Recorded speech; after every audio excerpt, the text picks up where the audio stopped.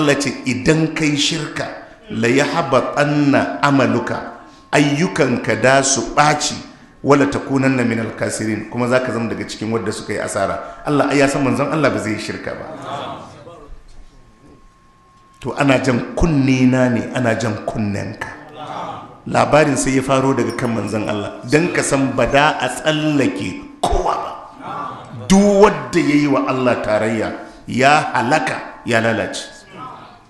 walakad uhiya ilaika, hakika mun yi wahayi zuwa gare ka kai manzon Allah sallallahu alaihi wa alihi wa sallam, wa ilal ladina min qablika, kuma mun yi wahayi wa annabawa da manzanni da al'ummomin da suka zo kafin ka, duka mun musu wahayi. La in asharakta, in kai shirka, cewa duk wanda yayi shirka da Allah la yahbatanna amaluka, aikin ka zai baci, wala takunanna minal kasirin, zaka zama daga cikin asararru. Shi fa Allah a bangaren shirka ba sa sauci.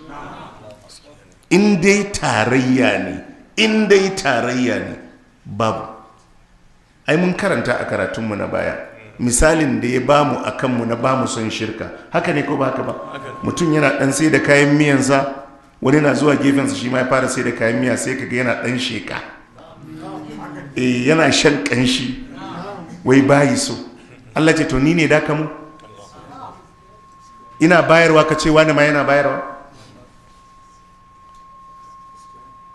Wannan yana ɗan ɗinkinsa, daga inda wani ma ya zo ya buɗe shagon ɗinki kusa da shi, sai ka ga yana ɗan ɗaure fiska.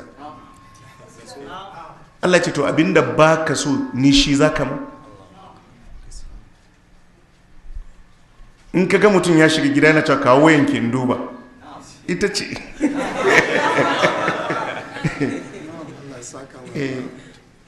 Yana ta binciken wayan matarsa, ba ita ce ta motsa ba? To abinda ba ka so,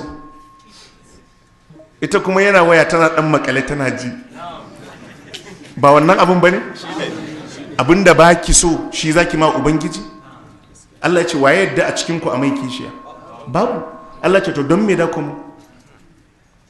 Ka duba, ina jin suratul an'am ne da ya jero annabawa, yace walau ashraku wa tilka hujjatuna atainaha ibrahima ala qaumi نرفع درجات من نشاء إن ربك حكيم عليم ووهبنا له إسحاق ويعقوب كلا هدينا ونوحا هدينا من قبل ومن ذريته داود وسليمان وأيوب ويوسف وموسى وهارون دكنا جنسكم وكذلك نجزي المحسنين.